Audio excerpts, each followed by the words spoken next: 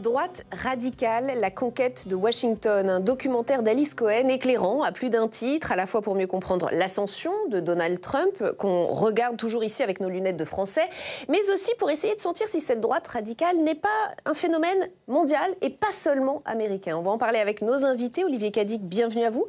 Vous êtes sénateur centriste représentant les Français établis hors de France, vice-président de la Commission des Affaires étrangères, de la Défense et des Forces armées. Vous présidez la commission spéciale chargée d'examiner le projet de loi Résilience des infrastructures critiques et renforcement de la cybersécurité. Ludivine Gilly, bienvenue à vous également. Vous êtes historienne, spécialiste des États-Unis, directrice de l'Observatoire Amérique du Nord de la Fondation Jean Jaurès. On va présenter votre livre « La révolution conservatrice aux États-Unis, de l'avortement au droit de vote, la démocratie pervertie » aux éditions de l'Aube. Mathieu Bock-Côté, bienvenue à vous également. Vous êtes sociologue, essayiste, éditorialiste et chroniqueur pour différents médias, Journal de Montréal, Le Figaro, le JDD, CNews, Europe 1. Auteur de ce livre, Le totalitarisme sans le goulag, aux éditions Presse de la Cité. Dominique Simonet, bienvenue. Vous êtes écrivain, journaliste, éditeur et producteur. Vous analysez la politique et l'histoire de la démocratie américaine depuis de nombreuses années, auteur de nombreux ouvrages, vous aussi. Je vais en citer deux. Les secrets de la Maison-Blanche, aux éditions Perrin, et Les grands jours qui ont changé l'Amérique, chez Perrin, puis Pocket, tous les deux coécrits avec Nicole Bacharan. Merci à tous les quatre d'être ici. On reviendra sur le parti pris assez évident du film, qui annonce le chaos et la guerre civile aux États-Unis à cause du retour de Trump au pouvoir. Mais je voudrais d'abord qu'on poursuive un peu l'analyse de l'ascension de cette droite radicale américaine. Ludivine Gilly, vous confirmez qu'elle a été savamment réfléchie, travaillée depuis les années Reagan, puisque c'est une des thèses du film.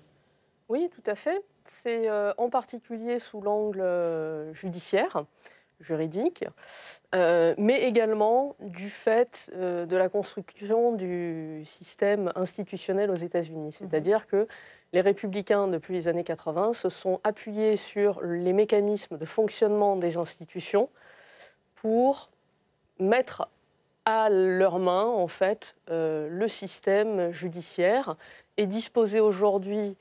On en a parlé énormément d'une très large majorité ultra-conservatrice à la Cour suprême.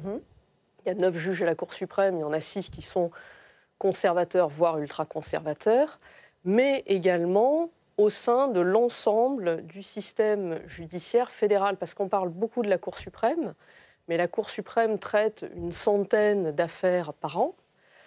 Les juridictions inférieures, les cours de district et les cours d'appel fédérales, c'est à peu près un peu plus de 1000 juges au total, traitent énormément d'affaires.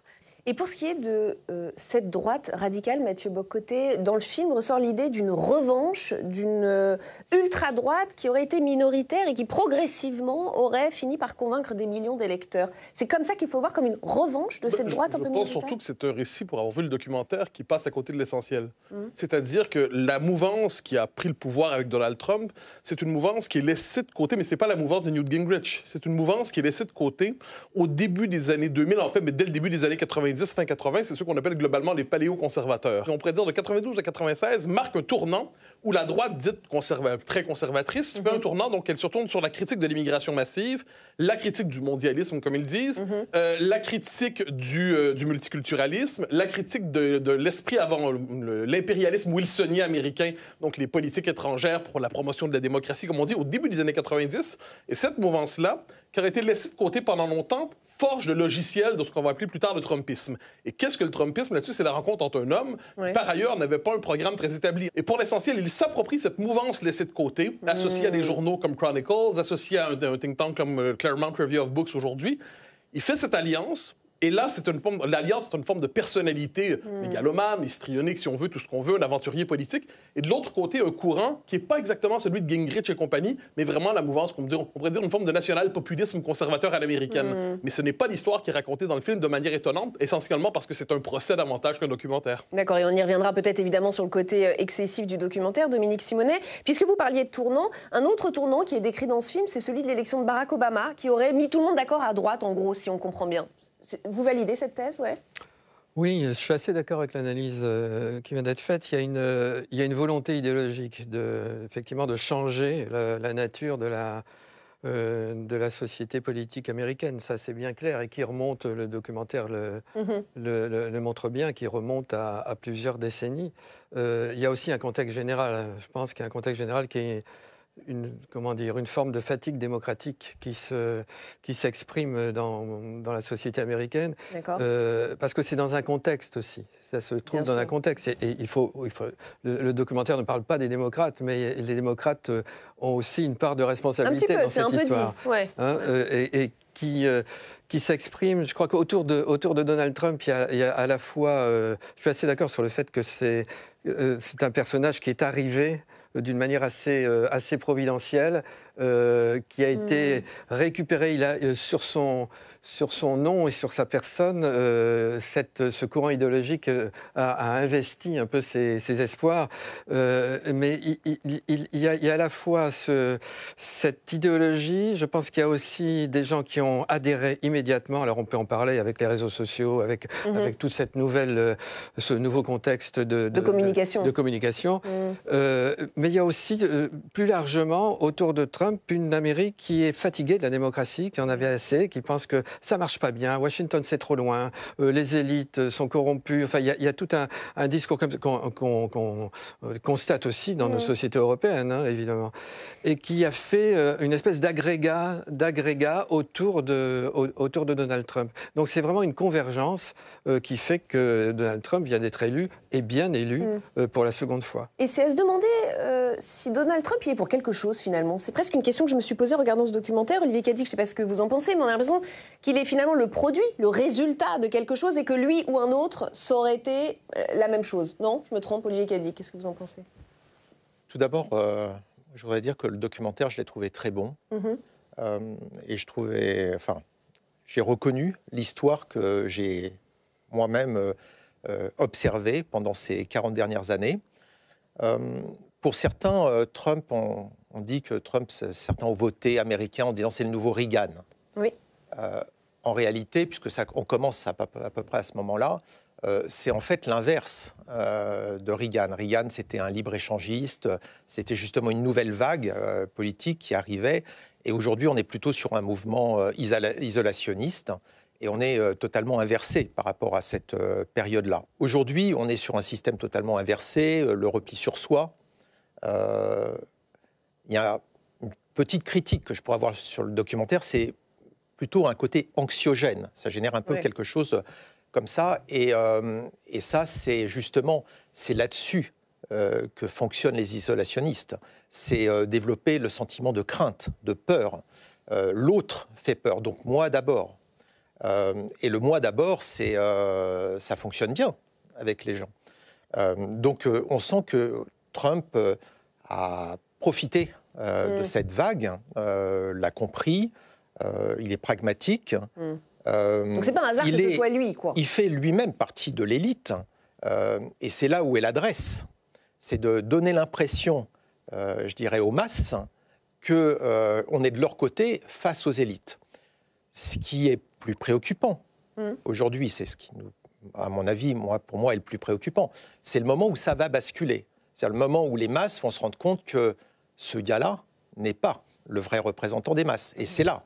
Donc, toute la question aujourd'hui, on a cette évolution qui est là. Là, ce qui est intéressant, c'est aujourd'hui, nous, on est plutôt dans la question, est-ce qu'on va vers le libre-échange, on reste vers le libre-échange sur cette vision, ou est-ce qu'on se replie sur soi avec, il ne faut pas oublier, c'est Romain Gary, donc le patriotisme, c'est l'amour de son pays, le nationalisme, c'est la haine de l'autre. Et donc, il faut voir, parce que le nationalisme, quand on voit ce mouvement qui vient, qui se développe, en fait, la haine de l'autre, à un moment, elle se retrouve. Et donc, on va le voir avec des tensions qui vont se multiplier. Et donc, c'est le côté anxiogène en disant « Ouh là là, ça va être catastrophique ».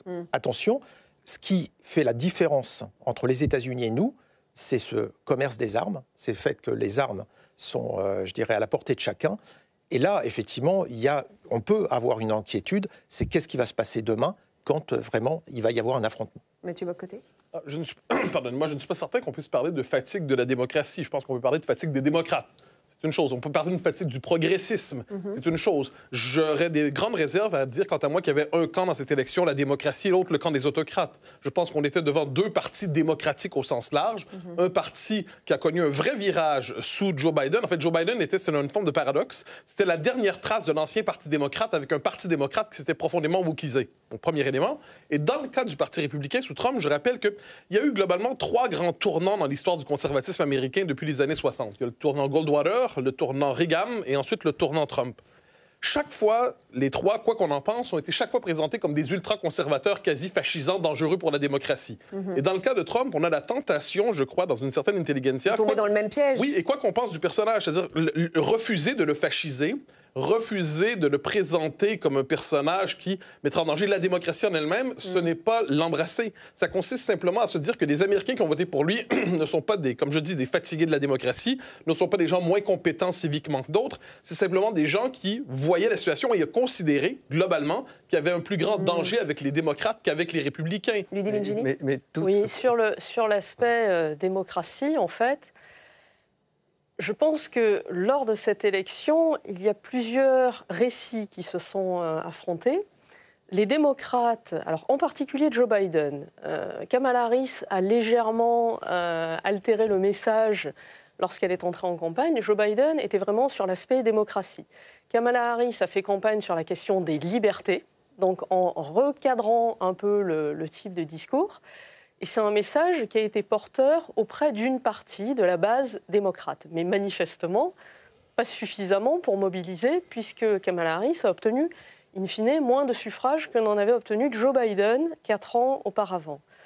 En revanche, l'alerte émise par les démocrates concernant la démocratie, ça n'est pas quelque chose qui a trouvé un écho plus large au sein du Parti républicain et surtout au sein des indépendants. Et là où je veux en venir, c'est que lors de cette élection, il y a un facteur surtout qui a joué, c'est l'économie et la préoccupation de la population pour l'économie. Et quelque part, les questions démocratiques ont mobilisé une partie des démocrates, mais c'est surtout sur la question économique et la perception du déclassement pour certains et de la dégradation de leurs conditions personnelles. Et la confiance en Donald Trump sur ces questions-là. Exactement. Trump pourrait-il être lui-même dépassé par sa droite et par ce que la réalisatrice appelle des enfants politiques. Avant d'entendre vos réponses, et notamment vous, Dominique Simonet, je voudrais que l'on revoie ensemble un extrait du clip de campagne d'une des figures de cette aile dure du Trumpisme. Elle s'appelle Marjorie Taylor Greene. Ça dure quelques secondes, c'est assez intéressant. And in 2022, I'm going to blow away the Democrat socialist agenda.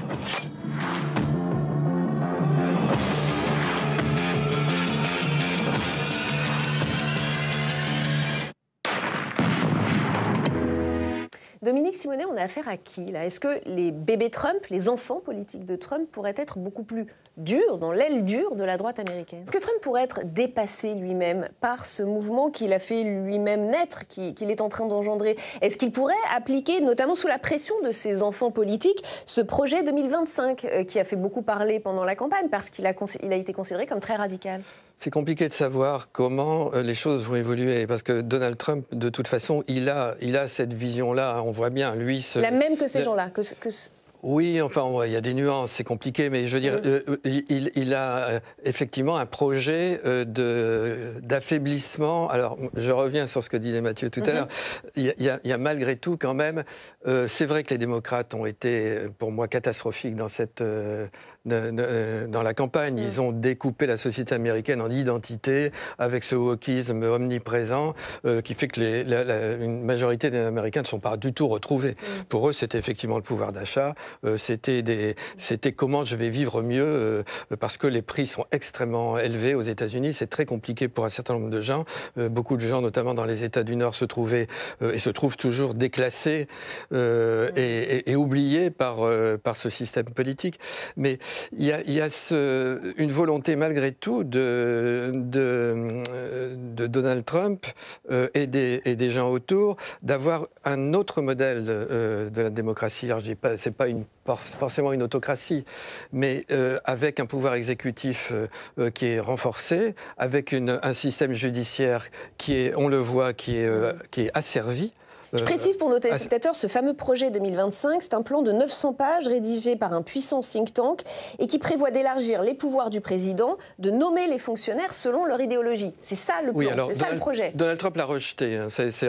Son programme s'est réduit à 18 pages. Il a rejeté, mais malgré tout, c'est inspiré par cela. Cela dit, lui, il veut plus de pouvoir, et il veut que les choses, que les gens autour de lui lui fassent allégeance. On l'a vu avec le Congrès, on le voit avec les juges. Donc ça va donner un affaiblissement des contre-pouvoirs aux États-Unis. Ça, c'est un projet qui est répété, qui est sans arrêt réitéré, qui correspond à une forme de alors on va citer Steve Bannon, mais là qui va dans les excès, mais malgré tout une forme de démocratie un peu illibérale sur un modèle à la Orban, sur un modèle qui aussi fait son chemin en Europe. C'est le projet. Simplement après, il y a la réalité, il y a le choc du réel. Est-ce que ça va être applicable? Est-ce que par exemple les mesures protectionnistes ne vont pas se retourner contre les consommateurs américains? Il y a plein de choses qui vont... Cette idée d'annexion du Canada, du Groenland, du Panama, Mathieu Bock-Côté, est-ce que Donald Trump a un début de comportement d'autocrate? Alors, je pense qu'il y a deux choses là-dedans. C'est le retour de la doctrine Monroe à l'américaine. Je précise qu'au Canada, personne ne prend au sérieux l'idée d'annexion. Tout le monde comprend très bien qu'il s'agit, dans les faits, d'une déstabilisation pour forcer une renégociation de l'accord de libre-échange nord-américain, des accords commerciaux Canada, États-Unis, Mexique pour 2026. C'est une méthode, donc on est capable de distinguer. C'est la part d'excès propre au personnage qui n'est pas tout à fait appréciable, mais la doctrine Monroe revampée par Trump, qu'est-ce que ça veut dire? C'est cette idée que les Américains considèrent que l'Amérique du Nord est leur zone d'influence et ils exercent une forme de souveraineté surplombante sur tout ça. Mais c'est le contraire d'ailleurs de l'isolationnisme. Donc c'est de la négociation, c'est pas le comportement d'un autocrate. Je dis que pour Trump, c'est sa méthode, on la connaît depuis longtemps, c'est un élément. Ensuite, je me permets sur la question de l'autocratie, je me permets de revenir sur un point. Au cœur de la proposition de Trump sur la redéfinition de l'État, il y a surtout la critique de ce qu'il appelle l'État administratif. Quand vous parlez du projet 2025 du Heritage Foundation, c'est ça. Qu'est-ce qu'on appelle l'État administratif? C'est la multiplication des autorités indépendantes, entre guillemets, plus ou moins indépendantes, qui relèvent au niveau fédéral et qui, du point de vue des conservateurs américains, depuis longtemps, pervertissent l'esprit de la démocratie américaine. Pourquoi? Parce qu'elle crée une forme de couche bureaucratique significative qui confisque des pouvoirs qui, traditionnellement, devaient revenir soit aux élus, soit à la présidence, soit aux États, soit aux villes, soit aux municipalités, soit aux comtés. Donc, on est dans une logique, dans leur esprit, je ne dis pas qu'ils ont raison, de retour à une démocratie qui aurait été pas encore confisquée par la couche bureaucratique, qui est une question très importante dans la droite paléoconservatrice dont je parlais plus tôt, depuis les années 80. Donc, ayons à l'esprit que pour eux, il ne s'agit pas de se trouver un tyran, il s'agit de se détacher d'une couche non redevable, non responsable démocratiquement et qui a pris beaucoup de pouvoir. Oui, exactement, qui a pris beaucoup de pouvoir depuis environ une quarantaine d'années. Olivier Cadic. Je pense que aujourd'hui, Trump a été dans un jeu pour lui permettre de gagner le pouvoir. Je ne suis pas sûr qu'il sache bien lui-même ce qu'il va faire la semaine prochaine. En tout cas, c'est souvent l'impression qu'il donne. Et donc, on peut s'attendre à tout et son contraire. Et donc, je pense qu'il faut avoir le même pragmatisme que celui qu'il a et prendre avantage de toutes ces décisions pour nous. Les États-Unis restent une démocratie. On peut la critiquer. Elle est très critiquable. Quand je parlais du système autocratique, c'est la Chine. Là, on ne vote pas pour le président, on ne vote pas pour ses représentants. La démocratie, c'est justement, c'est représenté par les États-Unis. La France en est une. On parle d'illibéralisme. On voit bien qu'elle peut avoir ses faiblesses. Elle a ses faiblesses. Mais la question, encore une fois, c'est comment est-ce qu'on voit les choses? L'engagement politique, c'est est-ce qu'on a envie de créer une bipolarisation et dire que le mal, c'est l'autre? C'est facile, d'ailleurs, il n'y a pas beaucoup... on n'a pas à développer d'argumentaire, puisque le problème, c'est l'autre. Donc, il suffit d'attaquer l'autre. Et les gens aiment bien ça, c'est assez confortable. C'est confortable. Ou est-ce que la volonté, c'est de faire en sorte qu'on crée un vivre ensemble? Le fait qu'on soit bien tous ensemble, en acceptant que tous les autres peuvent être différents les uns des autres, mais qu'on puisse vivre ensemble. C'est ça l'approche. Donc pour moi, c'est ça la différence. Et votre crainte, c'est que Trump ne nous pousse pas vers cela. Et donc, on voit bien qu'il y a une tendance aujourd'hui qui est de pousser, mais pas seulement aux États-Unis, ailleurs, dans les démocraties, qui est de créer une bipolarisation. Donc, on voit bien que ça ne marche pas. Donc, on a tous besoin les uns des autres. Et la question, c'est un peu comme La Fontaine. Est-ce que vous êtes plus le loup et l'agneau ou le lion et le rat ? Est-ce que vous êtes plus... Rappelez-nous les morales. Eh ben, le loup et l'agneau, c'est le droit du plus fort. Et le lion et le rat, on a tous besoin les uns des autres. Un plus grand peut avoir besoin du plus petit. Et donc, c'est ces deux mondes-là qui s'affrontent, en réalité. Quel monde, quelle histoire vous plaît le plus ? Donc, moi d'abord, ou alors, on ne s'en sortira pas si on n'est pas les uns avec les autres. Et tous les débats, vous pouvez reprendre tous les sujets, on en revient toujours à cette question-là. Maintenant, moi, je suis avant tout un démocrate.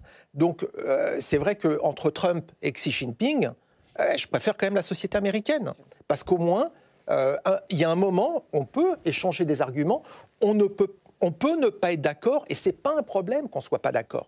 C'est jamais un problème. Ce qu'il faut, c'est qu'on se défende, on défende un système, effectivement, où il peut y avoir aussi une alternance. Parce que sinon, c'est là où ça devient invivable.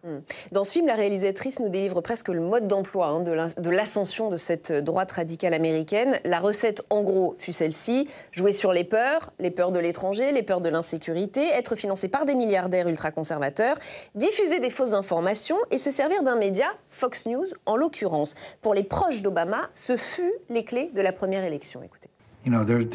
Je suis convaincu que sans Fox News, on n'aurait pas eu Trump. On n'aurait pas pu élire un homme qui ment autant. La chaîne a été à l'avant-garde des fake news, en prétendant qu'elle traitait l'information de façon juste et équilibrée, et que c'était les autres qui répandaient des fausses informations. Et à force, tous ceux qui voulaient y croire y ont cru. Ludivine Gilly, cette recette, et notamment ce média, Fox News, a été une caisse de résonance des idées de cette droite radicale ? Oui, en tout cas pour l'ascension au pouvoir de Donald Trump en 2016, on a vu que les logiques ont un peu évolué lors de la dernière campagne. Oui, dans quel sens ? Beaucoup plus appuyé sur les réseaux sociaux. D'accord. Et notamment auprès de certains segments de l'électorat, les hispaniques par exemple, les jeunes, qui vont chercher en grande partie leur information sur TikTok, Snapchat, Instagram. Et donc ça, c'est une dynamique qui est différente de celle des réseaux sociaux. Est-ce que ce qui s'est passé est propre aux États-Unis ? Je trouve que l'une des grandes questions qu'on se pose en regardant ce documentaire, ce sont les parallèles à faire avec la montée des droites réactionnaires un peu partout dans le monde, et y compris en France. Est-ce que c'est une des questions que vous vous êtes posée, Dominique Sylvain ? Bien sûr, puisqu'on voit qu'il y a un mouvement quand même assez général, mondial. Emmanuel Macron a nommé cela la nouvelle internationale réactionnaire. Est-ce qu'on est dans ce contexte-là ? Alors, il y a l'explication très concrète où on voit, par exemple, je le recite, Steve Bannon, qui a effectivement pris son bâton de pèlerin, qui recommence d'ailleurs. Il a fait un peu de prison à cause du Capitole. Il est ressorti, il a été immédiatement adoubé par Donald Trump et il recommence à faire son tour du monde populiste, le modèle Orban. Il voit les partis les plus extrêmes d'Europe, et on voit parallèlement Elon Musk. C'est ce que j'allais vous dire. Vous parlez de Steve Bannon, mais il y a Elon Musk qui soutient l'AfD et qui intervient dans ces élections législatives en Allemagne. Les ultra-conservateurs en Grande-Bretagne, etc. Donc effectivement, il y a une offensive idéologique, mais je pense qu'il y a une conjonction aussi avec un État, vous venez de l'esquisser, nouveau pour toutes les sociétés modernes, à savoir ces réseaux sociaux, la manière dont on peut communiquer à des millions de personnes à toute allure, et avec cette vraie question, qui est une question qui pour moi est prioritaire, c'est celle de la vérité. C'est-à-dire comment une démocratie s'est fondée sur un socle commun. On se met d'accord sur le fait que cette table est blanche, que telle personne a été élue reçue d'une manière acceptable. Il y a un certain nombre de socles communs. Une vérité objective, disons. Voilà, une réalité objective. C'est d'ailleurs le terme de George Orwell. Il parlait de réalité objective et il disait s'il n'y a pas la réalité objective, la démocratie est en danger. Et donc c'est une vraie question parce qu'on maîtrise très très mal ça. On voit de tous les débats au niveau européen, on maîtrise mal ces flux d'informations qui charrient effectivement des fausses informations, des fake news, de la propagande et qui est extrêmement bien manipulée par les leaders les plus cyniques qui eux, n'ont rien à faire de l'exercice civil et civique de la démocratie. Nouvelle internationale réactionnaire, Mathieu Bock-Côté, cette expression employée par le président, est-ce qu'elle vous semble juste? Je pense qu'il est normal que les politiques utilisent des termes pour disqualifier leurs adversaires. Je ne pense pas que les médias devraient utiliser ces termes-là en reprenant les termes droite réactionnaire ou extrême droite ou droite radicale, qui servent surtout à dire attention, chien méchant.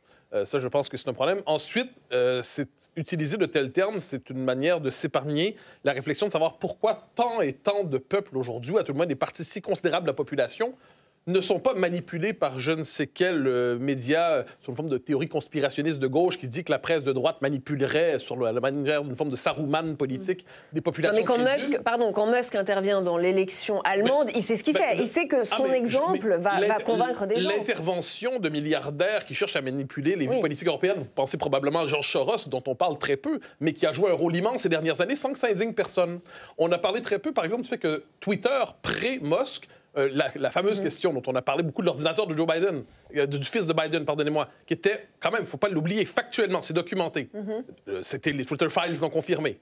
On a eu d'un côté un ordinateur, ce cas-là, il y a le FBI plus le Parti démocrate qui travaillent ensemble, qui créent objectivement, qui disent c'est une fake news, c'est pas vrai, et qui font croire que c'est une fake news russe pour dissimuler le fait que c'est une information qui pouvait troubler le Parti démocrate. Donc, quand on parle de manipulation par les réseaux sociaux des élections en fonction de certains plutôt que d'autres, on pense aussi probablement au fait que le camp Biden, en 2020, a fait cette manipulation. Donc, je pense Sans parler de manipulation, est-ce que, juste simplement et factuellement, vous pensez que Trump a fait des petits en Europe et en France? Non, mais je pense que les Européens n'avaient pas besoin de Donald Trump pour trouver que le système européen global, avec des problèmes objectifs, l'immigration massive, la confiscation du pouvoir par les autorités administratives, par les juges, des médias globalement orientés sur le grand récit progressiste plutôt qu'autre chose, une insécurité montante qu'on a tout fait pour dissimuler pendant longtemps en la présentant sous le signe du fait divers. Le commun et mortel est parféritement capable d'arriver par lui-même, je pense, dans ce système. Il n'y a pas de convergence organisée, selon vous? Alors, il y a peut-être moi, je laisse de côté les théories du complot. Non, Éric Zemmour et Sarah Knafo invités à l'investiture de Trump, ce sont des rapprochements qu'on Si je peux me permettre, Zemmour n'a pas eu besoin de Trump pour monter, et avant ça, le RN n'a pas eu besoin de Trump pour monter. Orban s'inscrit dans une histoire hongroise. Mélanie, c'est une histoire qui est liée au système électoral italien. Donc, je pense qu'il faut éviter de sur-Trumpiser notre analyse de la vie politique européenne. Mais on n'est pas dans le reproche, on est vraiment dans l'analyse de cette droite. Vous conviendrez que le terme droite réactionnaire est un peu sur le mode du reproche. Oui, celle d'Emmanuel Macron, mais moi je dis droite radicale, comme je pourrais dire gauche radicale. Vous voyez, c'est juste, à un moment donné, il y a un échiquier politique, on va de gauche à droite et on va d'un extrême à l'autre sans que ce soit forcément péjoratif. Olivier Cadic? Vous savez, moi je ne l'appellerais pas la droite réactionnaire, je l'appellerais la droite hystérique. Ah, carrément. On revient à l'hystérisation de la société, encore une fois, pour dire, donc on hystérise le débat, et forcément l'autre c'est le mal absolu. Alors, et là c'est assez intéressant de voir l'analyse. Moi je ne connaissais pas trop, mais c'est amusant la façon dont on présente les choses. Donc, en fait, quelque part, on expose, on commente quelqu'un qui, effectivement, a mal agi, et hop, on explique ça très bien. Et donc, vous avez quelqu'un qui n'y connaît rien, qui va écouter ça et qui va dire, bah oui, pourquoi pas, il a certainement raison, il est tellement convaincant et tellement convaincu. Et c'est assez intéressant. Quand j'étais allé au Pentagone, suite au Brexit, justement, puisque le Pentagone avait fait une doctrine sur la guerre hybride, comment par la désinformation, en fait, l'objectif, c'était de faire passer un camp plutôt qu'un autre, en se disant celui-là, il sera plus amical pour moi, donc c'est une façon de manipuler, et au lieu d'avoir un ennemi, finalement, quelqu'un qui sera plus neutre vis-à-vis de vous. C'est intéressant, cette évolution. J'ai fait rentrer dans la loi de programmation militaire, justement, en 2018, le fait qu'on ait une force pour lutter contre la désinformation. Parce que le pire, c'est de faire perdre confiance au peuple, justement, dans ses représentants. Là, vous n'allez plus au combat. Les gens ne suivront plus. Et vos adversaires, c'est ce qu'ils cherchent à faire. Et c'est pas simple de lutter contre la désinformation, parce que la table est blanche, tout dépend comment on la regarde. Tout dépend aussi si vous avez quelqu'un qui vous dit « mais non, elle n'est pas blanche ». Et moi, parce que elle je a la des vois reflets pas blanche. gris. Voilà. Et vous rentrez dans un débat qui n'a plus de sens, en réalité. Or, se battre contre la désinformation, ça n'a pas de sens. Parce que ceux qui font de la désinformation veulent créer la confusion. Peu importe l'histoire de Biden et tout ça. Pour la personne qui l'écoute, est-ce que j'ai envie d'y croire ou pas? Est-ce que ça m'arrange ou pas? Et donc, comment vous vous battez alors? Eh bien, justement, c'est toute la difficulté. C'est que si vous allez sur la vérité, sur la question de la vérité, tout de suite, en face de vous, celui qui vous est votre opposant va dire « mais ta vérité n'est pas la même que la mienne ». On a créé la confusion. C'est ce qu'ont voulu faire les Russes en Afrique. Ils créent de la confusion. Tout le monde s'en fout de ce qui est vrai ou pas. Les gens vont croire ce qu'ils ont envie de croire. C'est ça la réalité. Donc il faut créer une confusion plus forte. Et c'est pour ça qu'il faut hystériser le débat. C'est ça leur vision. On hystérise le débat. Et donc, d'un fait, on va en faire un sujet de discorde, en réalité. Et c'est là où ceux qui sont modérés, c'est là où la problématique du président de la République, c'est comme ça qu'il le voit. La problématique pour nous, qui sommes modérés, qu'on va dire centristes, c'est face à une hystérisation du débat. C'est nous qui risquons de disparaître en réalité. Quelles vont être les victimes? C'est justement cette recherche de qu'est-ce qui est vrai, sur quoi pouvons-nous mettre tous ensemble d'accord, alors qu'on a des positions différentes. On le voit. C'est là où est le vrai problème. Je vous laisse Et donc, répondre, c'est Mathieu pas la Bock-Côté. condamnation d'une droite réactionnaire ou d'une gauche réactionnaire. Le problème, c'est une hystérisation de la société. Et ensuite, un mot de conclusion chacun. Sur l'hystérisation de la société, vous pensez probablement au discours des adversaires du Brexit qui disaient que ce serait pire si le Brexit passait, que la Deuxième Guerre, ce serait un retour à la Deuxième Guerre mondiale. Ça, je suis d'accord. Moi, je me souviens très bien au moment du Brexit. Rappelez-vous, les partisans du Brexit, car pourtant, moi, j'étais tout à fait partisan du Brexit et je n'avais pas besoin de quelqu'un d'autre pour me dire que je préférais la souveraineté nationale à la souveraineté européenne. Eh bien, ceux qui étaient partisans du Brexit se faisaient dire, en fait, vous êtes pire que la Deuxième... vous nous ramenez à la Deuxième Guerre mondiale. Je me souviens, par exemple, à l'époque de Maastricht, les partisans, les opposants de Maastricht, je vais dire, quittez la politique parce que vous nous condamnez au retour des guerres en Europe. Ça aussi, c'est de l'hystérisation, si je peux me permettre, devenant du camp des modérés centristes autoproclamés. Donc, je pense qu'il faut éviter de croire qu'on a le monopole de la rationalité et devant soi, on a des hystériques. On a des gens qui sont en désaccord. Et on peut être en désaccord, par exemple, avec la construction européenne, on peut être en désaccord avec l'immigration massive, on peut être en désaccord avec les transitions de genre généralisées, sans être hystérique et sans être hystérisé. On peut être en désaccord à partir de philosophies contradictoires. Vous un petit mot pour conclure, Olivier Cadic. Comme si ça avait changé, mais au début du XXe siècle, on avait aussi de l'immigration, c'était des Italiens, c'était des Portugais, c'était des Espagnols, et aussi ils étaient ostracisés, aussi il y a eu des crimes contre eux simplement parce que c'était des immigrés. Ce problème-là a toujours existé. C'est pas un problème d'ailleurs, c'est la vie. Le monde est monde, donc on a un globe, et on le voit avec les problèmes de réchauffement climatique, tous les problèmes sont interconnectés, c'est ça la réalité. Vous croyez qu'on peut créer un monde où on est tout seul, on est isolationniste, et on va régler comme ça tous les problèmes? On voit que ça ne marche pas. Le Brexit, on voit le résultat aujourd'hui, j'y vis, je vois le problème, on le vit au quotidien, et on voit bien que le problème maintenant qu'on a eu Johnson, qui a réussi à être élu, à gagner les élections, parce qu'en face de lui, il avait un Corbyn, il avait quelqu'un avec une vision extrémiste à gauche, les gens ont voté contre Corbyn, donc Johnson. Aujourd'hui, on a un retour de balancier, mais on a une démocratie. Ça va, ça vient. La réalité, la problématique pour nous, quand on est en politique, c'est est-ce qu'on peut réussir à vivre ensemble? C'est ça l'objectif, c'est pour ça qu'on se bat. Et ce ne sera pas en ostracisant, ce ne sera pas en créant un monde où on est les uns contre les autres qu'on va s'en sortir. Dominique Simonet et Ludwig Gili pour conclure, en quelques secondes. En quelques secondes, je vais simplifier. Face à un monde qui est effectivement maintenant marqué quand même par une véritable violence, une violence en politique, on le voit la manière dont les débats se passent aux États-Unis, qui est aussi, on vient de le dire, affaibli par cette question de la vérité. On n'arrive plus vraiment à démêler le vrai du faux. Et face à cette constitution, j'y reviens, mais d'empire qu'on voit la Chine, la Russie, les ambitions de Poutine et maintenant les ambitions américaines, je pense que l'Europe est la première réponse. Et je suis assez affolé de voir la faiblesse des réponses par rapport à ce que vous venez de dire sur le Groenland, etc. L'Europe ne dit pas grand-chose, mais on n'a pas d'autre choix face notamment sur les questions de défense, mais aussi sur les questions économiques, sur peut-être aussi pour revenir à reformuler nos valeurs, parce que les démocraties, elles sont fondées sur des intérêts, certes, mais aussi sur des valeurs. Et ça, on a vraiment intérêt à les retrouver très, très vite. On ne les partage plus forcément tous au sein de l'Europe. En un mot, pour conclure, Ludivine Gilbert. Je serais intéressée de voir la manière dont les premiers mois de l'administration Trump vont se dérouler. Il va pouvoir faire beaucoup de choses avec son pouvoir exécutif. Il va se heurter à une partie de contre-pouvoir tout de même, parce qu'il ne dispose pas de majorité très forte à la Chambre et au Sénat. Et il sera intéressant de voir aussi comment la société aux États-Unis réagit, parce qu'on a beaucoup parlé de polarisation. Les démocrates, les républicains convaincus sont polarisés de part et d'autre, mais ça représente 30%, un peu moins, 30% un peu moins de part et d'autre, et on a 40% d'indépendants. Seront-ils déçus ou ravis? L'histoire va s'écrire sous nos yeux. Merci beaucoup à tous les quatre d'avoir participé à ce débat. Merci à vous de nous avoir suivis. Émissions et documentaires à retrouver en replay sur notre plateforme publicsena.fr. À très vite. Merci.